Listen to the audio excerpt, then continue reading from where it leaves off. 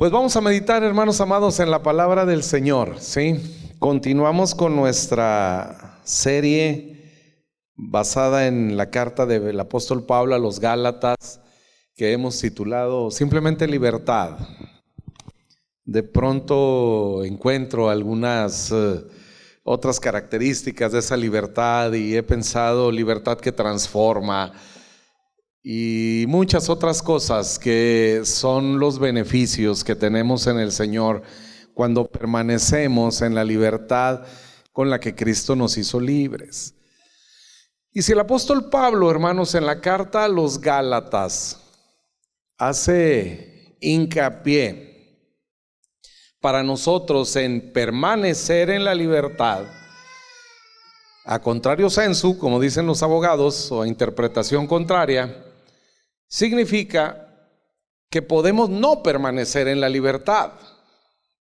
Si hay una indicación, si hay una llamada de atención del apóstol Pablo a la iglesia a permanecer, significa que es posible no permanecer en esa libertad. Y de eso se ha tratado toda esta serie de mensajes. Entender primero cuál es la libertad que el Señor nos ha dado, en qué consiste, cuál es la esencia, somos libres de qué, y cuál es la manera en la que perdemos o dejamos de disfrutar los beneficios de esa libertad. La libertad no la perdemos como tal, pero los beneficios que de ella emanan sí. Y en el capítulo 3, hermanos, el apóstol Pablo se empieza a poner más intenso todavía en esta carta a los Gálatas y les dice: oh Gálatas insensatos, necios, tontos. Eso les está diciendo, ¿no? El salmista, hermanos, dice que un necio o un insensato es igual a un ateo. Dice el Salmo 141, el insensato dice en su corazón, no hay Dios. Así que es una forma de no creer en Dios. Es una forma de ateísmo, ser insensato. Dejamos de creerle a Dios, dejamos de creer en Dios. Eso es lo que Pablo les está diciendo aquí cuando usa esta expresión, oh Gálatas insensatos. ¿Quién los fascinó para no obedecer a la verdad? A vosotros, ante cuyos ojos Jesucristo fue ya presentado claramente entre vosotros como crucificado. Ustedes que conocieron a Jesús, dice, ¿quién los engañó? ¿Quién los fascinó para que no obedecieran a la verdad? La verdad que les ha sido ya predicada, la verdad que les ha sido enseñada, a Jesucristo crucificado. Es decir, el Evangelio. Cuando vemos a Jesucristo crucificado, hermanos, no podemos pensar en otra cosa que en el perdón de nuestros pecados. La única razón, hermanos, por la que Cristo fue crucificado en la cruz fue por tu pecado y mi pecado.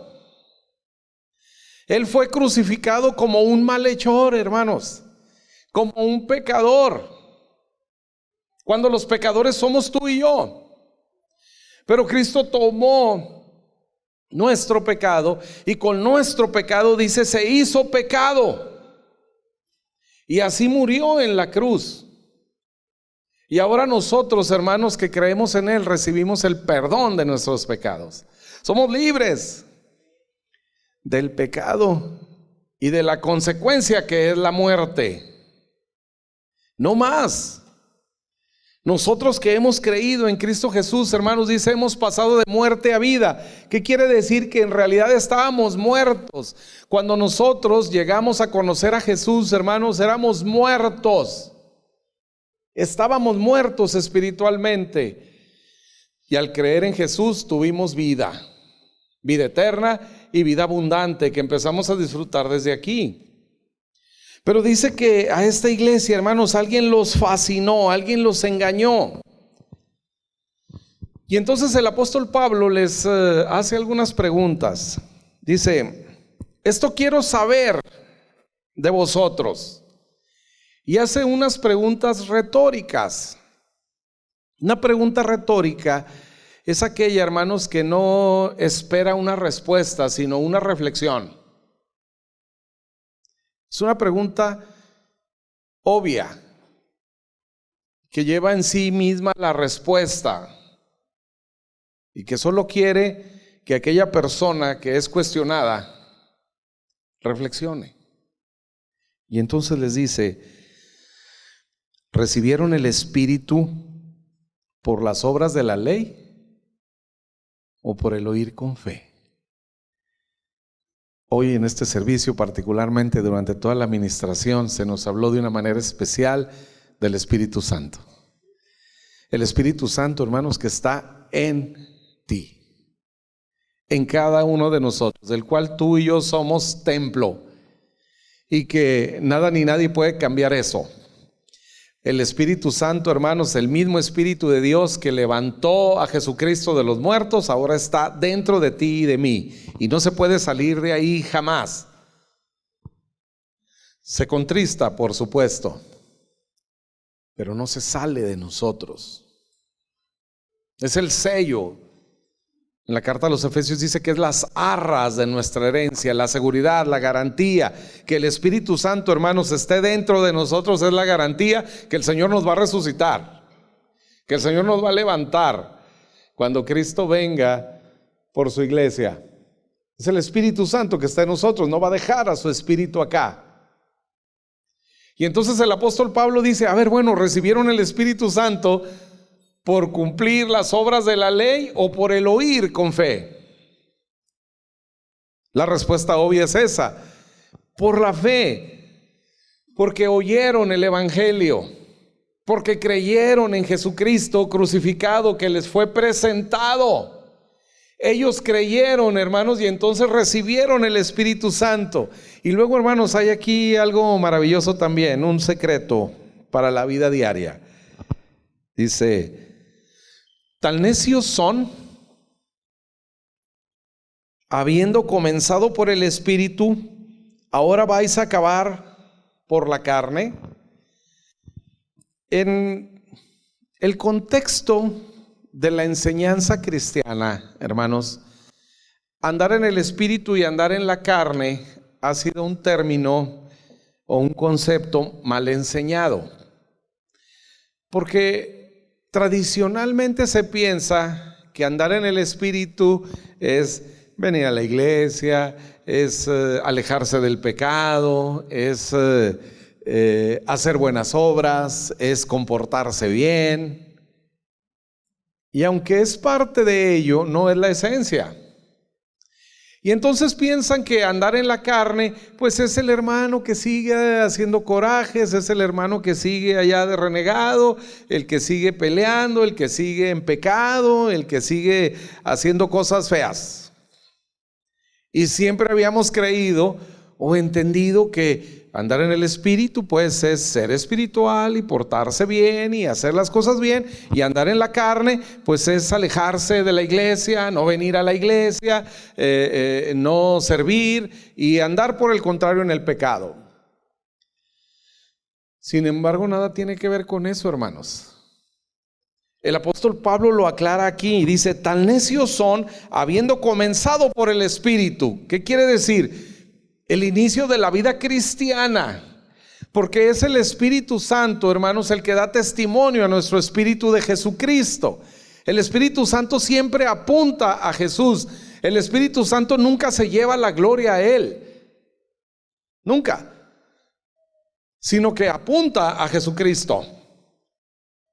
No es el Espíritu Santo al que nosotros le rendimos pleitesía y demás, sino que el mismo Espíritu, hermanos, nos lleva a Jesús. Revela que es Jesucristo el que murió por nuestros pecados, el que pagó por nuestros pecados. Así que empezamos por el Espíritu. Es decir, el Espíritu en nosotros, hermanos, nos convence, dice, de pecado.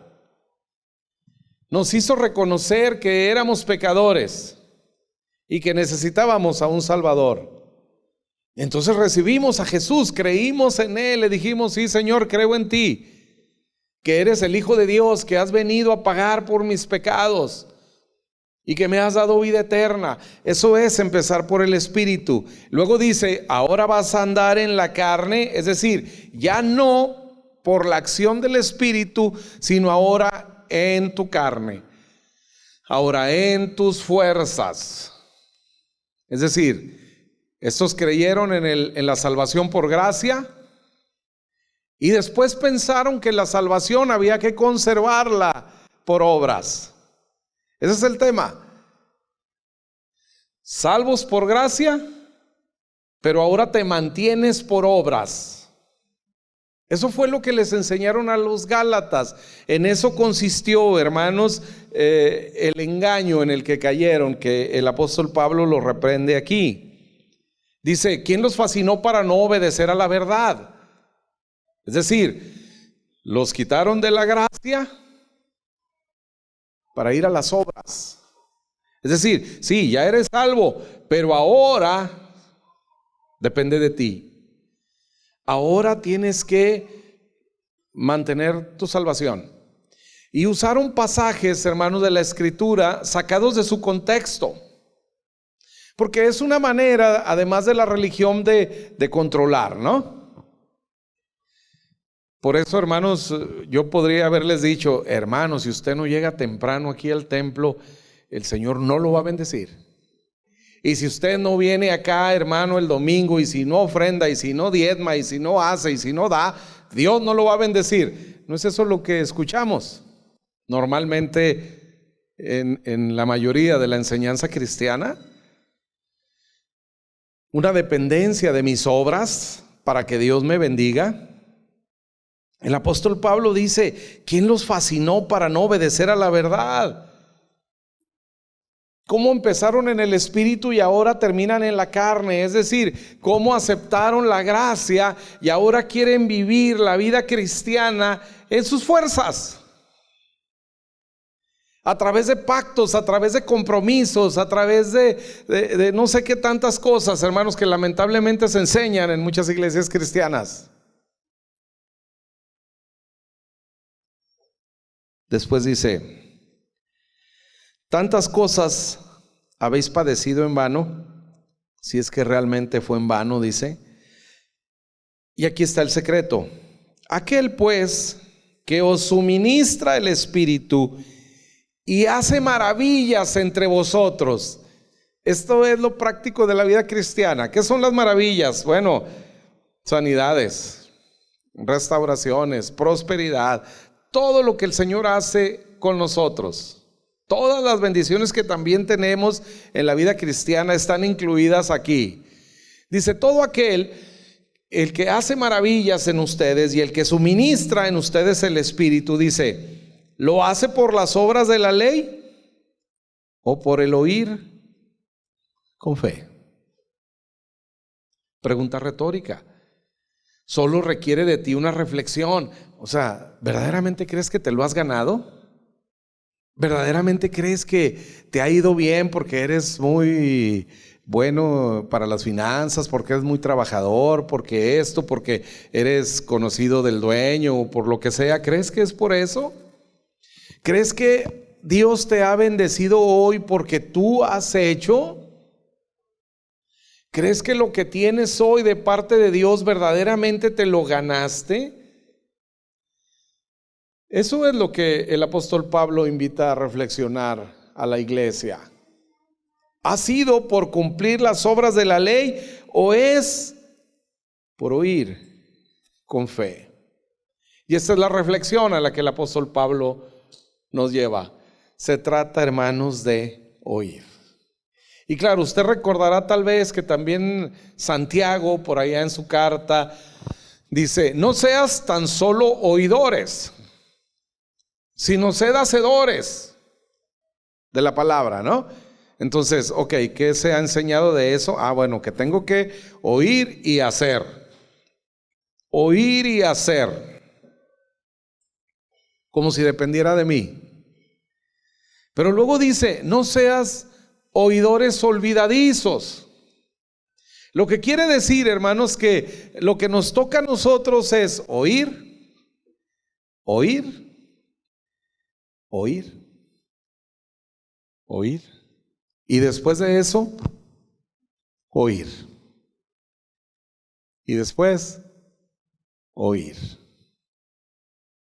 Así es sencillo, hermanos. Es oír.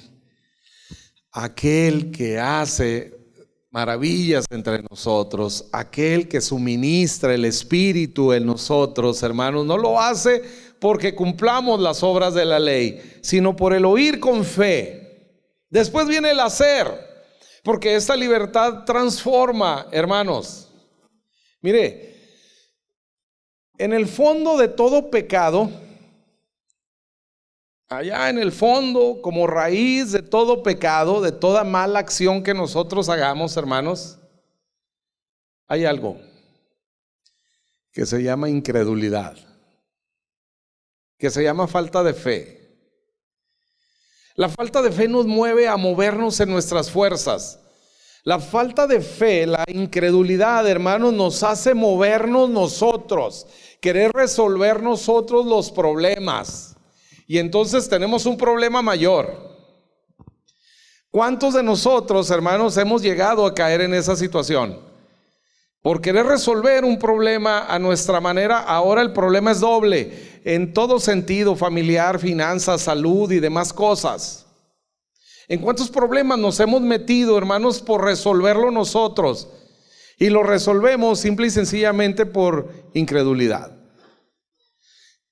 Incredulidad en un Dios de amor, incredulidad en un Dios generoso. Como estamos tan afectados por la enseñanza que nos ha dicho que tengo que ganar el favor de Dios, cuando yo examino mi vida, hermanos, la verdad me doy cuenta que no he ganado nada de parte de Dios y que en este momento no tengo argumentos para pedirle, porque tal vez pues no he sido tan fiel al Señor, tal vez no participo en las actividades de la iglesia, en cosas, y me voy sintiendo menos por esa razón, porque tengo la idea de que la bendición de Dios la tengo que ganar, que la bendición de Dios depende de mi obediencia.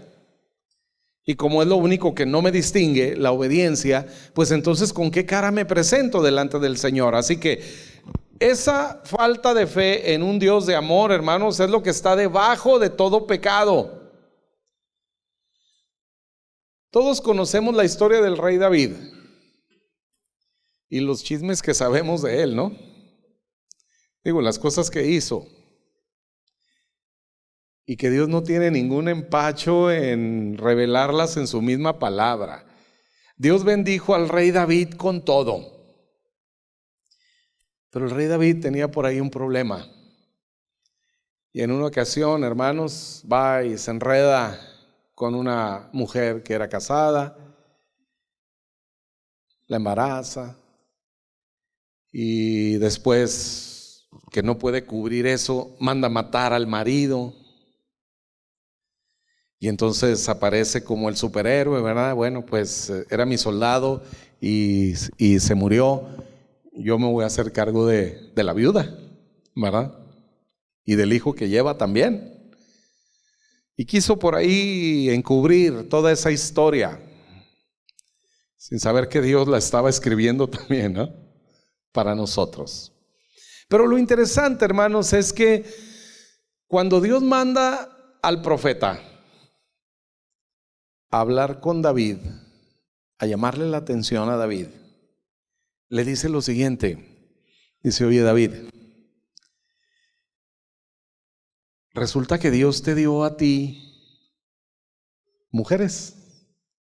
Incluso dice, te dio a la mujer de tu Señor, refiriéndose a Abigail, que era en otro tiempo la esposa de Nabal, aquel hombre que muere de un infarto. Abigail era considerada y es considerada en la historia de Israel como una de las 4 mujeres más hermosas que jamás haya existido en Israel. La belleza de Abigail era verdaderamente sobresaliente, ¿no? Y le dice el profeta eso a David. Oye, David, pues Dios te dio a la mujer de tu Señor. Y luego le dice esto: y si hubiera sido poco, si hubieras necesitado más, se lo hubieras pedido y Él te hubiera dado. Y fíjese de lo que estamos hablando, hermanos, Fíjese bien de lo que estamos hablando. No necesitaba un milagro de salud, no necesitaba que Dios venciera un gran ejército.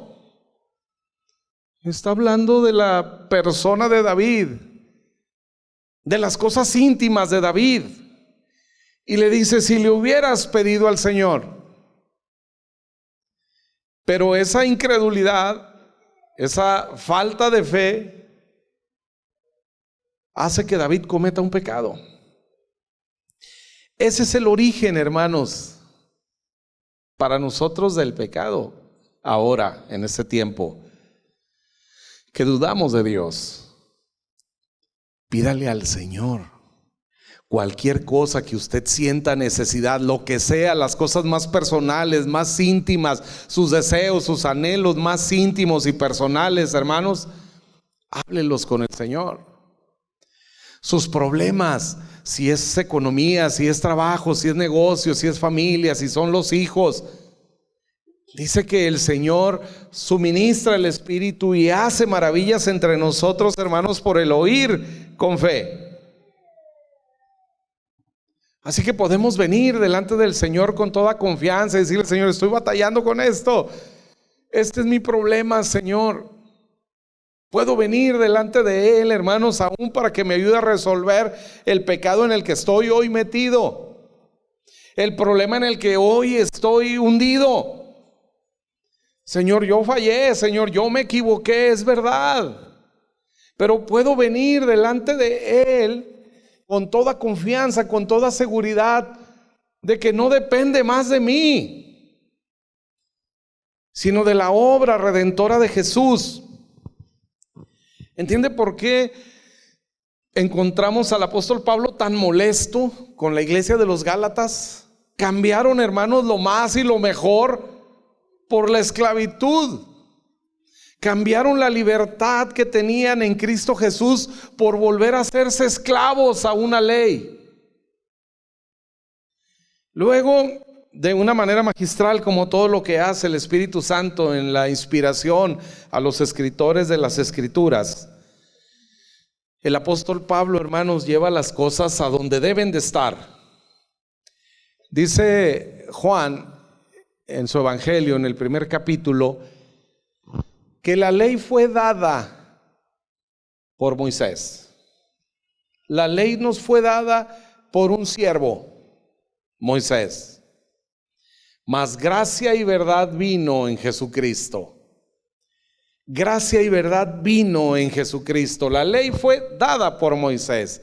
Y estas personas que eran de la iglesia cristiana de los judíos, querían que los gentiles cumplieran la ley, que obedecieran la ley. Pero en la ley no hay fe, hermanos. La ley demanda de nosotros perfección. La ley no es de fe. La ley requiere nuestro compromiso total, absoluto. Pero estos creían cumplir la ley.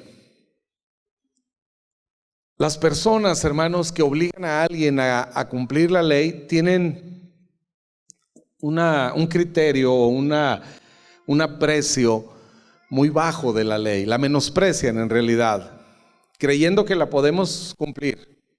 Y muchos filósofos, Kelsen y Nietzsche y muchos otros, han sostenido que la ley se puede cumplir, que si Dios nos dejó una ley es porque la podemos cumplir. Y esa es filosofía de los hombres, hermanos, que lamentablemente a veces se predica en las iglesias, haciendo creer a la gente que pueden cumplir la ley. Cuando, recuerden, la ley fue dada con el único propósito de que usted y yo nos rindamos al Señor y le digamos: ¿sabes qué, Señor? Yo no puedo. Esa es nuestra verdadera postura correcta ante la ley de Dios. Porque los fariseos le preguntaron a Jesús en relación a la ley: ¿cuál es el más grande mandamiento? Y se acuerdan qué dijo Jesús, ¿no? El más grande mandamiento, el primer mandamiento, el más grande es: amarás al Señor tu Dios por sobre todas las cosas. Por sobre todas las cosas. Hermanos, no podemos. Les decía ayer en la reunión de sábado, si nosotros amáramos a nuestra esposa, a nuestros hijos, a nuestros padres, como amamos a Dios, no nos aguantarían una semana, hermanos. Una semana. La esposa, el esposo no aguantaría que usted no le hable en todo el día. No aguantaría que usted le pida algo y usted no llegue. No aguantaría que usted prepare una deliciosa cena, un banquete para recibir a su esposo o a su esposa y él o ella decidan irse a otro lado. No lo aguantarían. Dice, el segundo es igual, el segundo mandamiento, dice, es parecido: amarás a tu prójimo como a ti mismo. Y nosotros creemos que lo cumplimos, pero no, hermanos. Dice, amar al prójimo como a mí mismo, es decir, así en cosas prácticas, ¿no? Para que lo entienda bien, lo mismo que usted gasta en usted, tendría que gastarlo en todas las personas que usted ama, ¿sí? Así que si usted se va a comprar un Rolex, pues tiene que comprarle un Rolex a su esposa, un Rolex a sus hijos, un Rolex a su suegra, ¿verdad? También a todos sus prójimos, que ni siquiera dice hasta dónde. Amarás a tu prójimo como a ti mismo. Significa pues que lo que tú compres para ti, así por ponerlo en un caso así muy práctico y sencillo, ¿no? Lo mismo que compres para ti, lo mismo que quieres para ti, lo debes de querer, desear, anhelar para los demás. Tampoco podemos, hermanos. Así que pensar, hermanos, que cumpliendo la ley o que podemos cumplir la ley para recibir la bendición de Dios es el más grande absurdo que le van a enseñar a usted. Es la más grande mentira y la más grande esclavitud a la cual lo van a querer someter. Esa es la verdad. Eso es lo que el apóstol Pablo está diciendo aquí. Entonces ellos dicen, bueno, cumple la ley de Moisés. Y aquí es donde el apóstol Pablo, inspirado por el Espíritu Santo, pone las cosas en su lugar y dice, verso 6, así Abraham creyó a Dios y le fue contado por justicia. Abraham, no Moisés. Ellos querían que la nueva iglesia en Galacia cumpliera la ley de Moisés.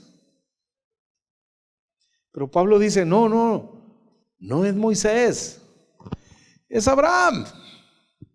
Abraham vivió 400 años antes de Moisés. No existía la ley. No existía el pueblo de Israel. Era Abraham y su esposa estéril además. No existía el pueblo, mucho menos una ley que dijera 10 mandamientos. Y el apóstol Pablo los lleva a entender, no se trata de cumplir la ley de Moisés, sino nuestra relación en fe. Como Abraham creyó, dice, a Dios y le fue contada por justicia. Recuerden, este capítulo 3 empieza el apóstol Pablo diciendo, oh insensatos, necios, tontos, es decir, ateos. No le creyeron a Dios. Y dice, Abraham creyó a Dios y le fue contado por justicia. Dice, sabed por tanto que los que son de fe, estos son hijos de Abraham. Y la Escritura, previendo que Dios había de justificar por la fe a los gentiles, dio de antemano la buena nueva a Abraham, diciendo: en ti serán benditas todas las naciones. De modo que los de la fe son, ¿qué dice? Bendecidos. ¿Con quién? Con el creyente Abraham, no con el creyente Moisés. Porque no se trata de cumplir la ley de Moisés. Ahora usted dirá, y este es el más grande temor que se levanta, hermanos, en contra de la verdadera predicación del evangelio. Pues entonces va a ser un desenfreno. Entonces, sin ley, cada quien haga lo que quiera. Porque entonces ahora no hay una ley que diga: no matarás, no robarás, no adulterarás, no dirás falso testimonio, no codiciarás. Entonces, al no estar bajo la ley, ahora podemos hacer todo lo que sea. Ese es el más grande temor, hermanos. Las voces que se levantan en contra de la predicación del evangelio de la gracia tienen que ver con eso, y dicen: la gente necesita de la ley para comportarse. Y bueno, para eso están las leyes terrenales también, ¿no?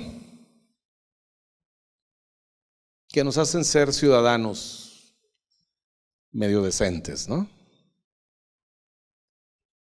Leyes que en cuanto podemos, hermano, también quebrantamos, ¿no?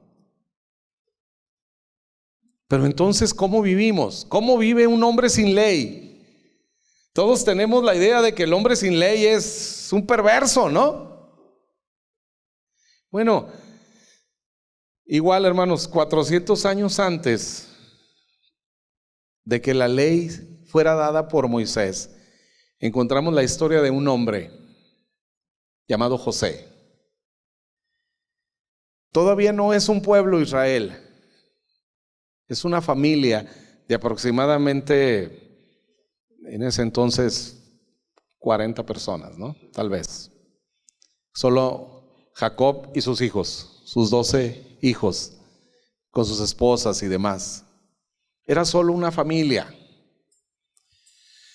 José fue vendido por sus hermanos a una caravana de ismaelitas, y fue llevado como esclavo a Egipto y ahí fue vendido.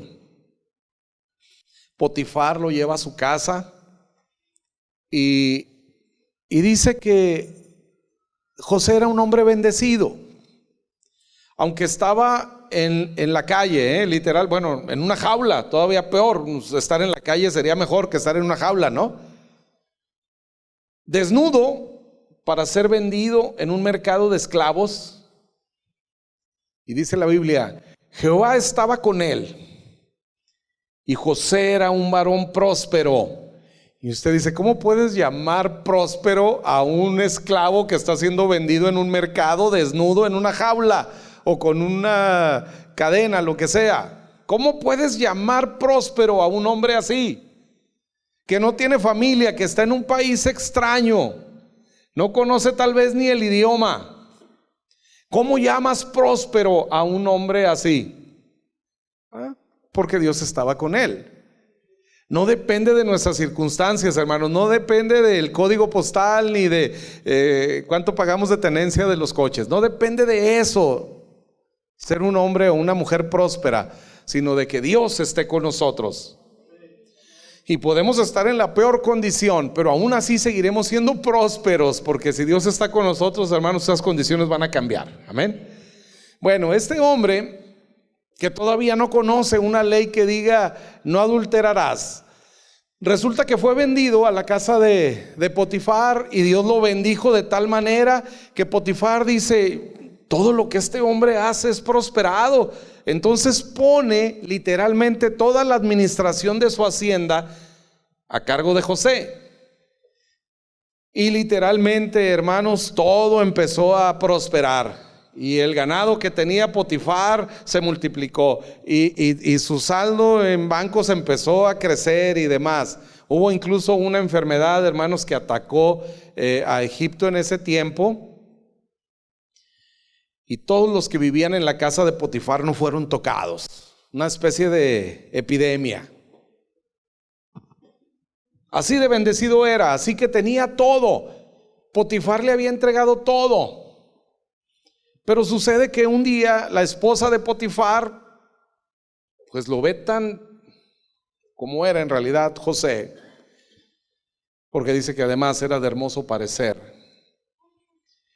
Y entonces lo busca y por ahí lo emboscó para estar con él en la intimidad. Y entonces ahí José, hombre próspero, bendecido por Dios, dice, cuando la mujer le hace el ofrecimiento y dice, ¿cómo voy yo a ofender a mi señor Potifar, que me ha dejado libertad de administrar todo excepto a ti? Y luego dice, ¿y cómo habré yo de cometer este pecado? No había una ley, hermanos. No había un mandamiento que dijera no adulterarás. No había una ley que dijera no codiciarás. Y sin embargo, él es consciente de que eso no era correcto, de que Dios le ha bendecido, de que Dios le ha prosperado. Y la historia la conocen. Este hombre al final fue acusado falsamente y terminó en la cárcel. Ese es un hombre sin ley, pero con Dios. De eso se trata, hermanos. Que Dios esté con nosotros, hermanos, es algo superior a los mandamientos de una ley. De hecho, hermanos, los mandamientos por los cuales usted y yo vivimos son maravillosos. Los mandamientos que ahora tenemos nosotros en el Señor son algo natural. Se reducen a esto. ¿Tienes hambre? Come. ¿Tienes sed? Bebe. Es algo que hacemos natural, hermanos. Ahora la ley de Dios ha sido escrita en nuestro corazón. Y es una ley que va más allá de los 10 mandamientos. Aquellos que estos fariseos querían que estos cumplieran. No, hermanos, no. Es por fe. Hemos sido llamados a vivir por fe, a tener una fe sobresaliente, una fe admirable. En la historia de los evangelios, hermanos, en todos los encuentros que Jesús tuvo con hombres y mujeres que aparecen registrados, hay 2 ocasiones en las que Jesús les dice a una persona en particular: qué grande fe tienes. ¿Sí? Qué gran fe tienes. 2 ocasiones a 2 personas. Una es al centurión romano y la otra es la mujer sirofenicia. ¿Sí? No es Juan, no es Pedro, no es Mateo, no es ni siquiera la mujer con flujo de sangre, a quien Jesús le dice de su fe, pero no le dice que tiene una fe grandiosa. No le dice que tiene una fe sobresaliente, no le dice grande es tu fe. Solo a estas 2 personas. Y hay un común denominador en ellos: no son judíos. Ni el centurión, que era romano, ni la mujer sirofenicia. Ambos gentiles, ambos que no estaban bajo la ley. No habían estado nunca bajo la ley. Y a esas 2 personas el Señor Jesús les dice: qué gran fe tienes. A esas 2 personas es a quienes Jesús elogia por su fe. Porque la ley, hermanos, no es de fe. La ley demanda de nosotros. Y lo más glorioso del evangelio, hermanos amados, es que el Dios que hizo la demanda es el mismo Dios que la cumplió. a nuestro favor. Toda esa demanda de perfección, hermanos, Jesucristo la cumplió por nosotros. Ahora podemos nosotros disfrutar de este glorioso intercambio, de lo que teológicamente se conoce como la doble imputación. ¿Sí? Jesucristo siendo imputado con nuestro pecado y nosotros con su justicia. Esa es la doble imputación. Que Cristo murió como si fuera yo, para que yo hoy viva como Él, para que yo hoy viva con esa libertad con la que Él me ha hecho libre. Esa es, hermanos, la belleza del cristianismo. Esa es la libertad que tenemos en Cristo, libertad que transforma, libertad que va más allá de un mandamiento, porque podemos, hermanos, cumplir sin desearlo. Podemos hacer las cosas contra nuestra voluntad. Y hay muchas cosas que es mejor hacerlo, hermanos, sobre todo en la casa, ¿no? Con la señora, porque nos va a regañar si no recoge la basura, ¿sí? Aunque no quiera, recójala porque nos puede ir mal. Pero no con Dios. No se trata, hermanos, de no hacer buenas obras. No se trata de no portarse bien. No se trata de no hacer las cosas aunque no quieras. No. De lo que se trata es que no te quieras justificar con eso delante de Dios, porque es infructuoso, innecesario además. ¿Es bueno hacer obras? Por supuesto que sí. Ayudamos a muchos, pero no es necesario para justificarnos delante de Dios. Eso es lo que tenemos que entender. ¿Entienden la esencia de la libertad? Dios jamás va a obligar a nadie y jamás va a chantajear a nadie. ¿Usted se imagina un Dios así que venga y diga, ¿quieres esa bendición? Sí. Ah, bueno, sírveme de esta manera. Eso es chantaje, hermanos. Eso es un chantaje. Querer que las personas hagan algo por mí a cambio de algo está tipificado en el Código Penal. ¿Sí? Y a veces se predica desde los púlpitos de las iglesias. ¿Quieres esto? Haz esto. ¿Quieres esto? Haz. ¿Quieres mi bendición? Gánatela. No, hermanos. Es por fe. Y esa es la libertad que tenemos. Y esa es la libertad que transforma. Y termino con el testimonio de un hombre que lo conocemos en la Biblia como el endemoniado gadareno, no ganadero, como decía Ismael, gadareno Ismael, porque era de la región de Gadara, vivía endemoniado, había dentro de él una legión de demonios que le atormentaba, y dice que estaba siempre en las tumbas, desnudo. Y así andaba, porque era atormentado por toda una legión de demonios. Pues resulta que Cristo se encontró con él. Y dice que cuando salieron los del pueblo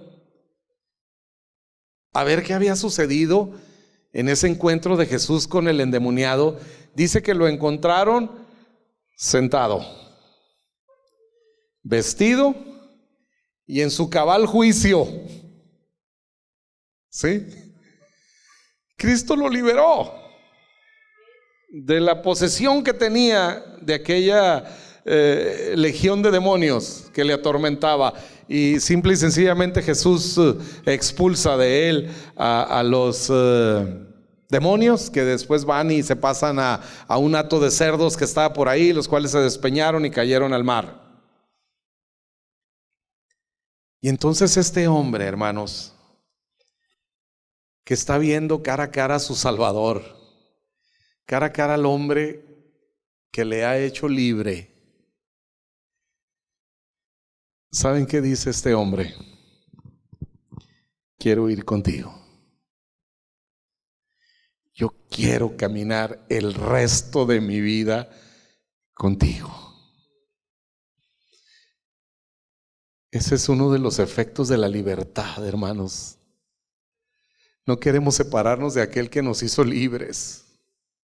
Por eso es irracional el temor de muchos al predicar el evangelio, con la idea de que la gente se va a ir. Y Jesús le dice, no vengas conmigo. Dice, mejor ve a tu casa, ve con los de tu casa y cuéntales lo que yo hice por ti.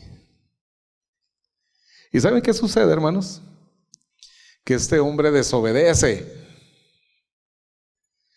porque no solo fue a los de su casa, ya en su juicio, vestido, limpio, libre, va a los de su casa y les cuenta lo que Jesús hizo. Pero era tal, hermanos, era tal el fuego que había en su corazón, era tal el gozo, era tal, hermanos, la bendición que tenía en su corazón, que terminó con los de su casa y dice que fue a predicar de Jesucristo en Decápolis, que eran 10 ciudades, era un área conurbada conocida como Decápolis.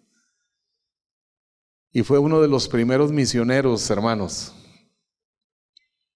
aún antes de que la iglesia se estableciera, junto con la mujer samaritana, que es otra historia que más adelante meditaremos. La libertad, hermanos, la libertad de Cristo transforma. La libertad en Cristo, hermanos, nos hace ahora sí ejercer nuestro libre albedrío, la capacidad que Dios nos dio para decidir, para usarla, hermanos, para seguirlo a Él. Incline su rostro, cierre sus ojos, por favor.